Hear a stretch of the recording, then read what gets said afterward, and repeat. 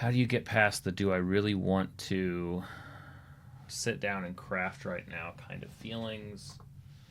You're feeling that right now. Oh, and Gabe, do you ever get builder's block? So you guys have same sort of question. A couple of different answers. I think the first and the simplest answer is when you don't feel like necessarily making something or you're unsure what to make, it's a good time to prep, right? It's like, okay, you know what?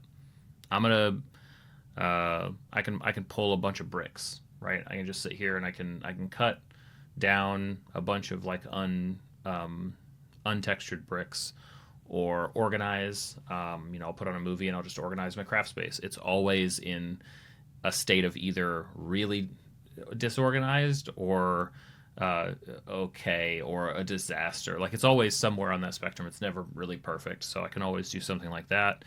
Sometimes there's an area to optimize where it's like, okay, like lately I've been like, oh, let me try if I can get a camera pointed like this. That's like a safe answer. Here's my real take on it, which is not. It may or may not be practical to you. You guys can decide. I've always worked in or adjacent to, I mean, I think we're all creative to an extent, but decidedly creative fields, right? Making things in one way or another was a part of the work, and I'm more and more considering this kind of stuff sort of my job, or at least my professional hobby. And my view on creative work is that inspiration has nothing to do with it. So I'm just telling you now what I tell myself. Inspiration is really, really nice and wonderful.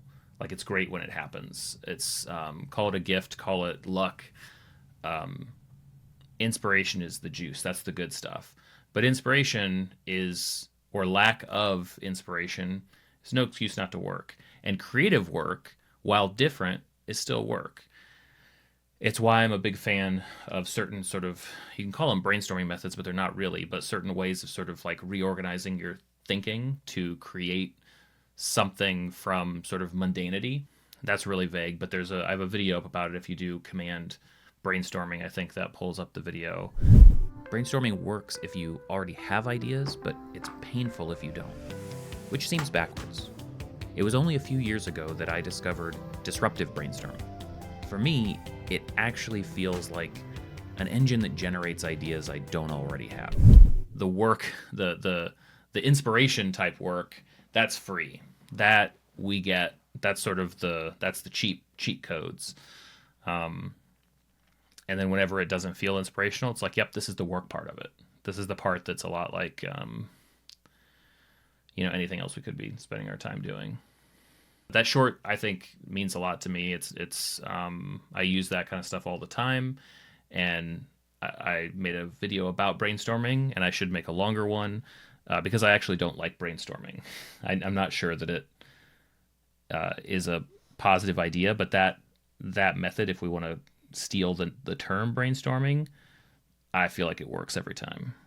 In answer to the question, like, what do I do with my campaign? I'm stuck. Or what do I do with this? I'm stuck, or whatever. I think there's probably a step-by-step way to kind of work out of that.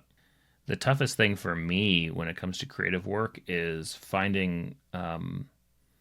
dealing with the harsh reality that, like, for me, and you guys that have been following the channel for a good chunk of this year will know, it seems like for what I'm trying to not fight, it's like surfing. What I'm trying to do a better job of identifying and writing is the cyclical nature of like how I get inspired and where I want to chase things and how I work, and managing all of those thoughts and feelings. Finding like, okay, what's helpful to making things, what's disruptive, and how to balance these things and stuff like that.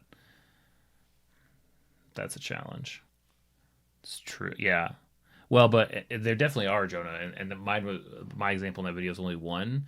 But I feel like so many people who try to like brainstorm things know almost none of them, and so people get around and they're just like, okay, let's just like think of stuff, and it's like that's so hard. That's like you're not giving yourself anywhere to go.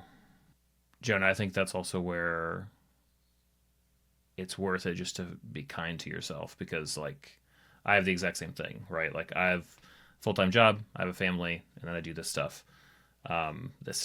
D&D, game design, crafting, all those things. Sometimes you just can't do all of it, and if your priorities are straight, then all the other stuff's more important, right? And that's fair. So we just go, okay, well, that's a bummer, and then just move on. Yeah, I don't have any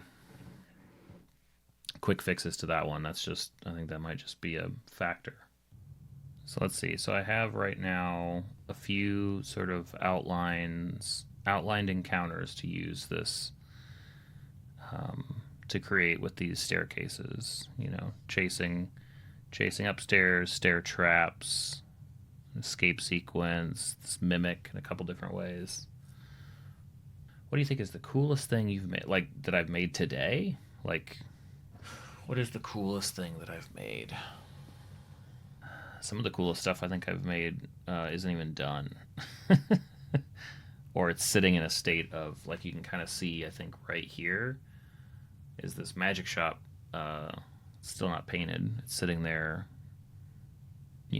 primed and painted black, just waiting to come to life. And I think that one might be the coolest building I've ever made. I spent a lot of time on that. There's a lot of detail and a lot of opportunity to craft magic items.